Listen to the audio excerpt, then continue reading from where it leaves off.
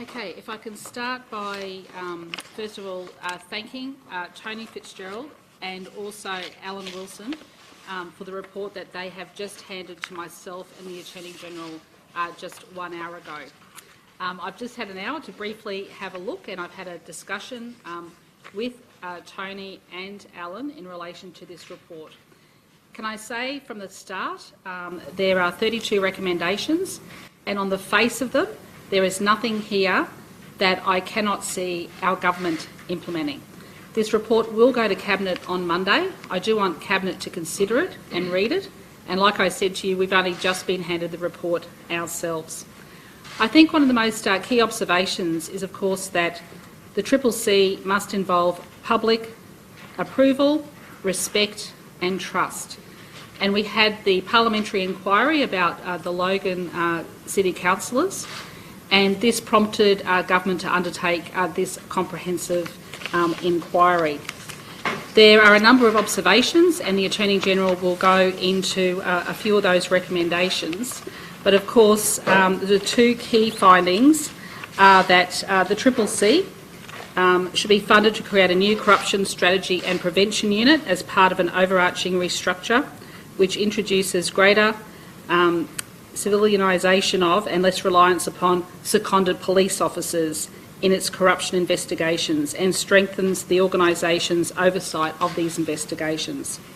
And secondly, while seconded police should retain the power to charge, other than in exceptional circumstances, charges should only be brought after DPP has considered the evidence and concluded that it is proper to do so. So a new MOU will be put in place between the CCC and the DPP. So there will be, the recommendations also involved clarifying the police secondment arrangements, better training, and of course in the DPP the Attorney-General will talk about this in more detail, about having two separate sections in the DPP. So these are very sensible recommendations. I thank them for their work. It has been very, very comprehensive, and now that this report has been handed to government and has gone out publicly today, and can I just say too that we made that decision to release it publicly today, and Cabinet will consider it on Monday. So Queenslanders can see it at the same time that you are all seeing it as well. So I'll ask the Attorney-General to say a few words, and then we'll take a few brief questions. Thank you.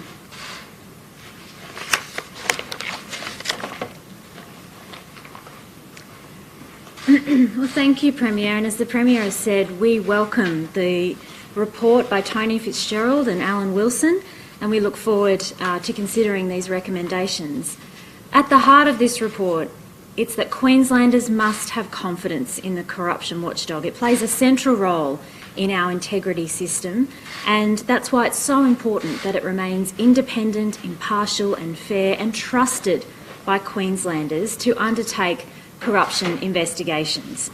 The Commission of Inquiry received 87 submissions from a range of stakeholders and members of the public, and they have made 32 recommendations. The report outlines that there are a number of risks when you have seconded police officers working at the CCC. Importantly, they recommend that seconded police officers should continue to work at the CCC, but have made a number of recommendations about how that can work better. They say that there are predominantly two risks that occur when you have seconded police officers at the CCC. The first is the risk of influence by police officers at the CCC to influence the culture, and the second is the risk of corruption investigations adopting a law enforcement or policing approach. So to combat that, they have recommended that the CCC undergo a journey to increase the number of civilians working in these investigation teams, so multidisciplinary teams. People, of course, seconded from the police service, but other people with other skills, and they take the time to train up civilians in investigative skills. They also, of course, recommend a focus on training, so the creation of a new dedicated training and development officer, and as the Premier has said, also looking at prevention and setting up a strategic prevention unit. Of course, the other key recommendation is that the CCC do not charge individuals following a corruption investigation unless they have received advice from the Director of Public Prosecutions. I think that that is a really key recommendation, particularly as this commission of inquiry arose from the PCCC's inquiry into what happened in Logan City Council. So the CCC have to take the time to get that advice from the Director of Public Prosecutions before they charge, unless there are exceptional circumstances. And as the Premier has said, an MOU will be developed between the CCC and the DPP. I think that this is really incredibly important work. The CCC is absolutely paramount, and it is paramount that Queenslanders have confidence in our corruption watchdog. And I think who better than Tony Fitzgerald and Alan Wilson to really look at these issues and ensure that we put in place more checks and balances to ensure that Queenslanders can continue to have confidence in the CCC. Thanks, Attorney. Do you think this is vindication to the Logan councillors who were sacked? They've always said the wrong thing was done by them. Look, as I've said, we've only just received this report. We're going to read through it. But there's some very strong recommendations there about the role of those seconded police officers. And I think that there has been absolutely the right balance has been achieved here about getting more people into the CCC that aren't necessarily from that police background. When will we find out if the government will 100% support? As I said, I cannot see anything there that I would not personally support, but let me take it to Cabinet on Monday and get Cabinet's... we'll do Monday then. Yes. Putting the DPP in there for oversight is obviously to avoid failed prosecutions, which is ultimately what happened in the Logan Council. Given that that did happen, do you think the Logan Council have always called for an apology from the government? They also calling for compensation. Is an apology or compensation warranted for those Logan councillors? I'm just commenting on the report. The report is very clear here that there needs to be better checks and balances. And what we want to avoid are like the circumstances that we saw with Logan. That is why we've had that report. And I think that report is very clear about a clear path forward now for government to adopt those recommendations. So we will probably not see the likes of that happening again.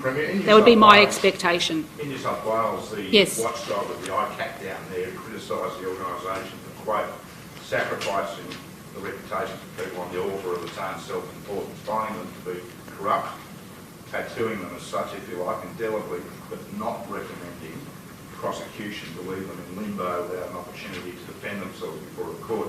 Is there anything in Tony Fitzgerald's inquiry that proposes an exoneration process for people who are not recommended for prosecution but humiliated publicly in the process of the examination? I might get the Attorney-General to comment more on that, but these added checks and balances should prevent that from happening. Also, too, by getting more people into the CCC that aren't just relying on seconded police officers and having that MOU between the CCC and the DPP, should ensure the likes of what we saw with Logan would be less of a risk happening. So he talks very clearly about how we manage these risks, putting checks and balances to make sure that the public has confidence.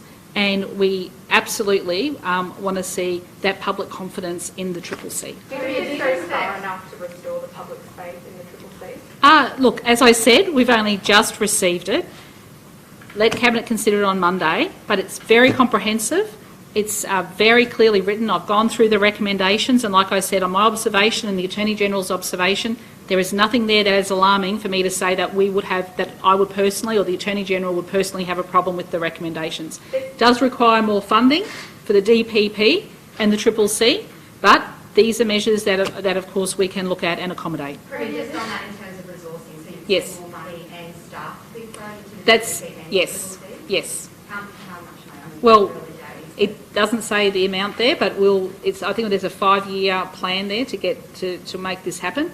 But we'll work through all of these recommendations. And like I said, we've only just seen it, we've just been handed it. I wanted to get it out to the public as quickly as possible so the public can have a look at it, my Cabinet ministers can look at it, and we can have a good discussion about it at Cabinet on Monday. In relation to the DPP having to check those cases before charges away, Yeah. that was routinely That's in done. relation to corruption. Yeah, that was routinely done up until 2018, I understand, and Alan Warren has previously indicated there was resourcing issues at the DPP.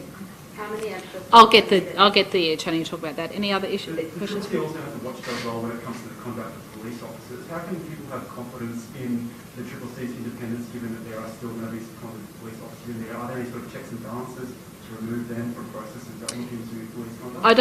I don't know if that was specifically addressed in there, but hopefully that MOU will solve those issues. A lot of this is based obviously on the case involving those local councils. Yes. Do you have any sympathy for what they had to go through? I'm not going to have an emotional response. What I'm going to say is that we've got the best person in Queensland to do this job, and I believe the job has been done. In Appendix 1, there's additional issues that the Triple C has noted or outside the scope. Is the government going to have a look at those issues as well? I haven't seen the appendices yet, Tim. Okay. There's such things like legal funding and funding for people who are involved in coercive hearings, and also better support for witness welfare. Yeah, we'll have to go through all of that. I'm just going on the recommendations. So the recommendations I've looked at there, the 32 recommendations, on the face of them, I do not have a problem with the recommendations. In Alan McFarlane's submission, he mentions that it's not uncommon for the Triple C to be used by all sides of politics as a weapon against opponents. What do you make of those comments? I always, in my commentary, have always been very respectful of the Triple C. I think people have known me from my time in opposition and my time in government. I have always shown respect. But what we've seen here now is Tony Fitzgerald and Alan Wilson have had fresh eyes on the Triple C, and they've recommended 32 clear recommendations for improvement on checks and balances, and it is a good health check. Just as a public official, Premier, a leader, yes. What's the extent of your empathy with the likes of those council mayors that have been subjected to groundless and ultimately vexatious allegations? Can you sort of feel with them along those lines? Because they are targets, aren't they, obviously? I'm not going to go into an emotional response. As I said very clearly, there was a comprehensive report handed down by the PCCC. That is why we got the best people in Queensland to do this job. They had fresh eyes over it, and I think no one would like to see what happened to those particular councillors happen again. Is there anything in the report that talks about journalists facing coercive hearings? Look, I've just received it. With all due respect, it is like a novel, and I don't know if there's anything there about that. So we'll have a look at it and be able to get back to you on Monday. And just on the time frame, I think you touched on it before, how long, might be the Attorney General, I don't know, how long will this take to implement the recommendations in this report? How long would you expect? Well, Cabinet will look at those options on Monday. We'll get some advice from the agencies. So if you can just give us some time to work on that. But I might just get the Attorney to address the other issue. Thanks. Just on timing, the report also makes specific recommendations about the implementation of the report at all times, the Triple C having to notify the Minister and also the PCCC. So there will be some oversight over the implementation, and that's recommendations in the report.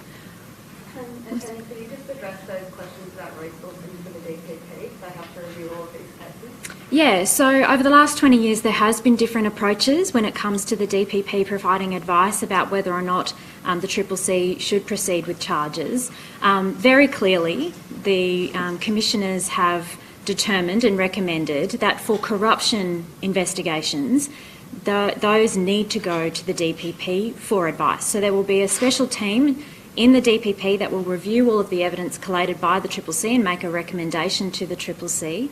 And then, once the matter comes to the DPP for prosecution, that will be dealt with by a separate team. A strong argument for in-camera hearings, given that there could be a finding of corruption without a recommendation for prosecution once the DPP gets back to the Commission and says, no, you don't have enough evidence. In New South Wales, we've seen the public hearings used as an investigative tool to shake the tree, as it were. Do you think that's fair on people before they get a chance to defend their innocence? Well, look, certainly in this report, the Triple C commissioners do make reference to the fact that it is very important that they get expert advice before charges are laid. Now, it's a matter for the Triple C about whether or not there are public hearings in a matter. In most corruption investigations, there are no public hearings. So really, all of the information they collate, and coming back to that point, it's about having more people from different backgrounds working on these teams, not just police officers. So if there are investigations around police officers, that can be dealt with through a multidisciplinary team. So it is not just police investigating police. And I think that's a very strong recommendation in this report. So the commissioners make it clear that before charges are brought, they seek advice from the DPP. It then goes back to the CCC. Once the matter then comes to be prosecuted, a different team of prosecutors will look at it, and that's why there will be, and the report makes it clear, there's a recommendation that government resource the DPP to do this work. And just on that team that you mentioned, how big will it be once revealed? Well, we'll take advice from the DPP about the kinds of resources they will need. So one of the key recommendations is that because if we accept all these recommendations, there will be more work for the DPP, that government resource that. So we'll work with the DPP to make sure they are adequately resourced. One of the additional issues that has been identified here is the Crime and Corruption Commission funding model, where they, outside the scope of this inquiry, it recommends that the funding be moved from your ministry to the Speaker. Is that something you'd be open to? Well, I think it says it warrants consideration, and it does mention the Coldrake recommendations, which we've already adopted. And on that other issue about legal aid funding, I did see that in the appendix, and I have already spoken to the Director General. We will continue to fund witnesses who meet the legal aid means test. So I think that's been a miscommunication between my department and legal aid, but we will continue to provide that funding. And in terms of that funding model, is that something you'd be open to, given it warrants consideration? Well, we've accepted Coldrake's recommendations on that. We will look at all of those additional issues that the Commission of Inquiry have said was outside their scope but warrants consideration. So, of course, we will consider them. That funding model was already rejected by the CCC, I understand. Well, look, we've accepted Professor Coldrake's recommendations. We'll work through that. There's an implementation task force that's being set up to look at those issues. Do you think these added safeguards could it slow down the process in which someone's charged and then subsequently prosecuted in court? Will it slow down that process? Look, I think it's important that the CCC take the time to have all the evidence they've collated reviewed by the experts. It's the Director of Public Prosecutions that every day makes decisions on whether or not someone should be prosecuted. I don't envisage that it will take too much extra time for that evidence to be reviewed and for that advice to go back to the CCC. One of the additional issues also looks at the Local Government Act and possibly narrowing the range of offences councillors are disqualified for. Do you still stand by those laws given the flow and effects we've seen from them? Look, they were very strong laws introduced at the time. Again, the commissioners have said it warrants consideration, so all of those issues we will consider. What's your view of public hearings in light of the danger presented to preempting the outcome of a court hearing and jeopardising someone's chances of a fair trial because of the publicity that's preceded the laying of charges? Do you have a firm view Look, of that? I guess what I would say in general, when it comes to an organisation like the CCC with such strong powers, it is always a balance between an individual's rights and their reputation and the broader, wider public interest in stamping out corruption. And that's what our CCC strive to do every day. That's what our Act strives to do, and it's what the commissioners have strive to do in this report. They are putting in place additional checks and balances so that the public can have confidence in the corruption watchdog. What sort of backgrounds will the civilians be coming from that are going to be receiving the filing? Well, look, that is a matter now for government and the CCC, but it talks about making sure that over the next few years there is an increased number of civilians that are trained. It talks about setting up a training and development officer and having better induction. So this will take some time, but it talks about having multidisciplinary teams and training civilians in investigations, and I think that's only going to mean we get better investigations and outcomes. Well, good. Thank you very much, everyone. Thank you.